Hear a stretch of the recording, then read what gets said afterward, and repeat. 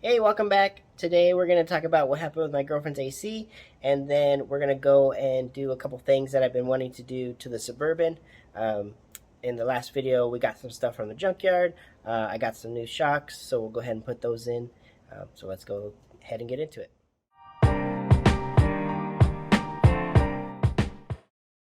So with my girlfriend's AC, we saw that it was the AC evaporator. I did take the blue light and I saw that it was leaking from there. So we went ahead and decided to take it to a shop over here in Fullerton where we live.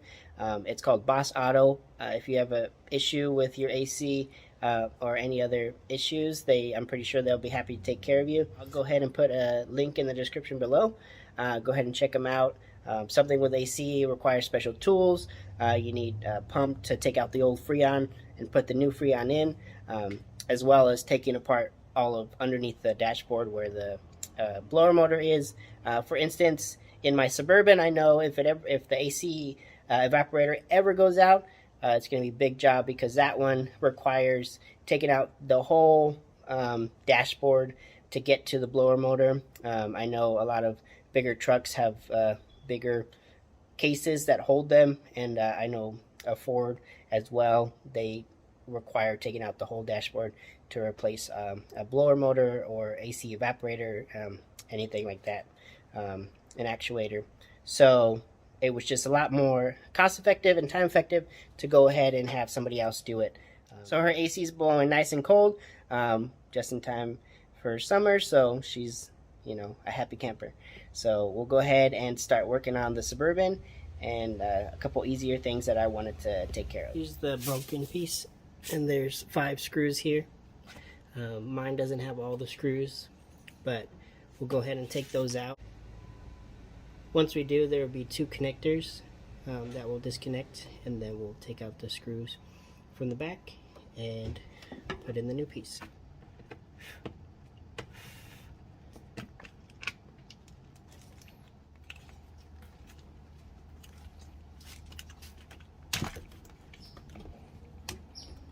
What's up?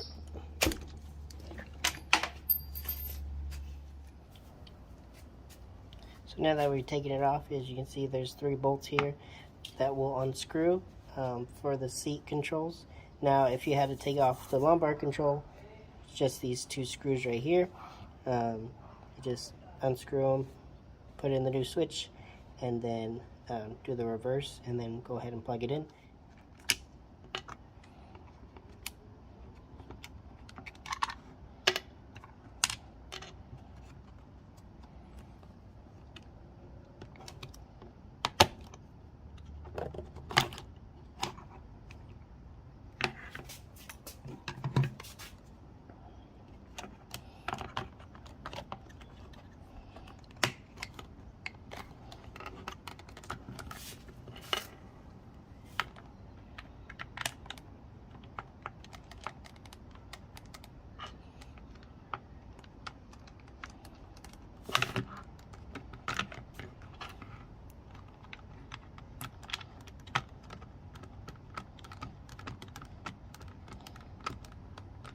So now that we got that new switch in, we can move up to another part that I wanted to do, which is the dash cam, and then also these sun visors that we saw that we got from the junkyard, which has a double function where you could have that in front of you and this on the side of you, getting rid of all the sun. Also a cool little function this one has. It has a little dimmer, so we'll see how that works once we get it in.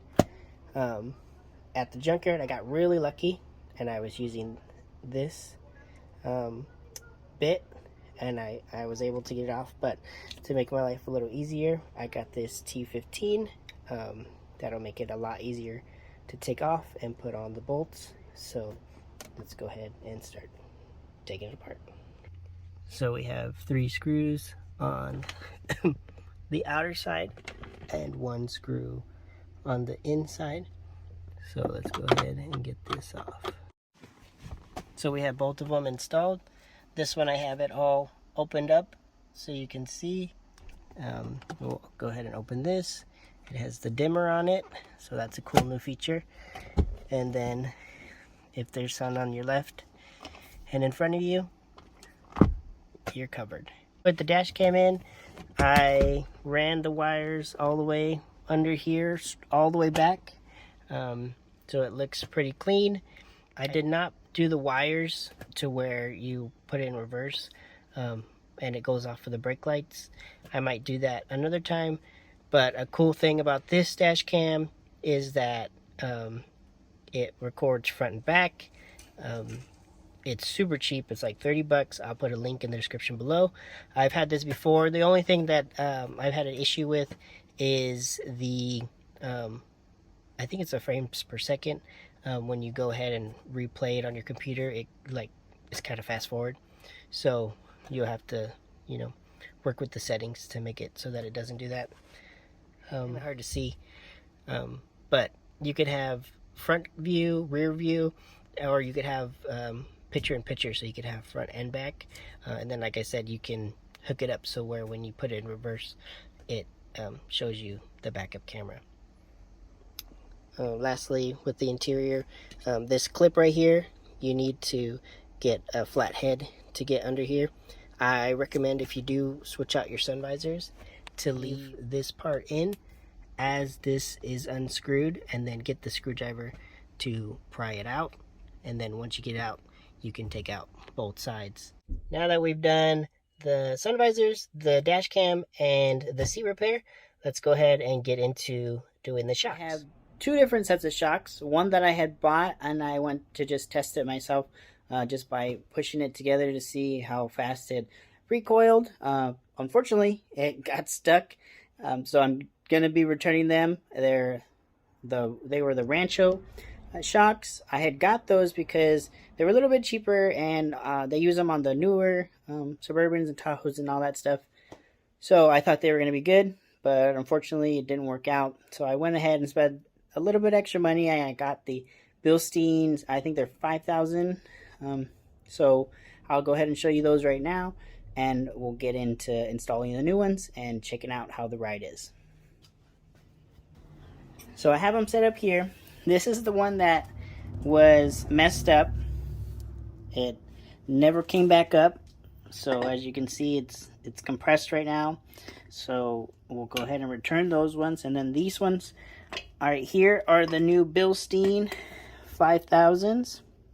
I got the front and rears for these, and we'll go ahead and replace these original shocks. I don't know what brand these are. I'm guessing, I don't know back then if they were using Ranchos as well, or if these are even original, but we'll go ahead and replace it with these ones. It looks like, I'll unbolt up here, there's a bolt, and then down here there's another one, so we'll go ahead and get those off, and then we'll just slide it in and tighten it down, and then hopefully we got a new ride. Actually, to correct, they're the 5100s, but read a lot of reviews, and they seem to be really good. I was going between these and I think the 3000s, the yellow ones, but these ones I got for $350, I believe, and so it seemed like a pretty good deal to me. So we'll go ahead and start installing these and see how the ride improves. I'm starting to take off this shock. I just pushed this fender liner up, and I'm starting to unscrew it. I'm almost done with the top, and then we'll move on to the bottom, and then I'll show you how I kind of finagle it out of the hole right here and put in the new one.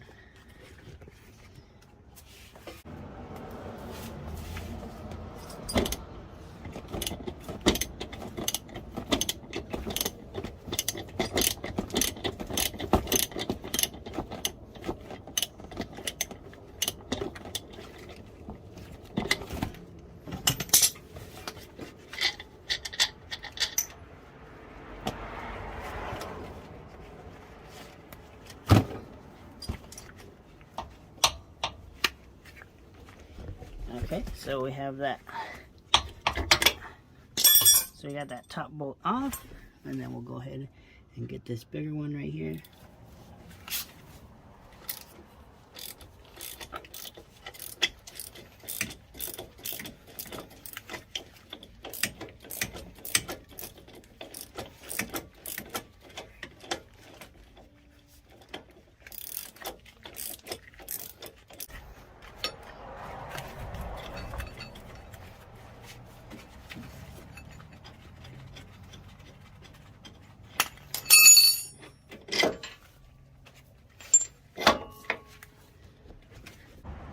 as you can see here, it's just falling out. And we'll go ahead, and you see it's starting to twist. So it'll go ahead and come out like this and get this top piece off. And then it comes right out.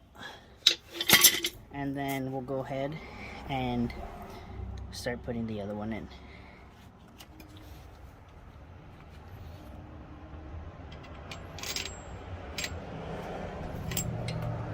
So go ahead and put the bottom on first, and then we'll put this through our little area right here, and then we'll go ahead and put the top on. So go ahead and set this up. So I got it in there, and what I did was I brought it in through here, and then I got the top of the bolt right there. I got the top of the bolt, and I rested against this, and I pushed up from the bottom so that it would compress the shock, and then I slid it over into the hole, and then as it was decompressing, I set it down onto right here where the bolt is. And so now all I have to do is lift this piece up so that it matches with that hole, and put the bolt in, and then screw that bolt up there, and then we're all set. I just gotta put the tire back on. So I finished everything I wanted to do on the Suburban today. We also got my girlfriend's car fixed, that thanks to Boss Auto. Sometimes it's faster and cheaper to have somebody else do it for you. Make sure to weigh all your options and see what's the best for you. I'll catch you on the next one. Thanks for watching, and make sure to like and subscribe.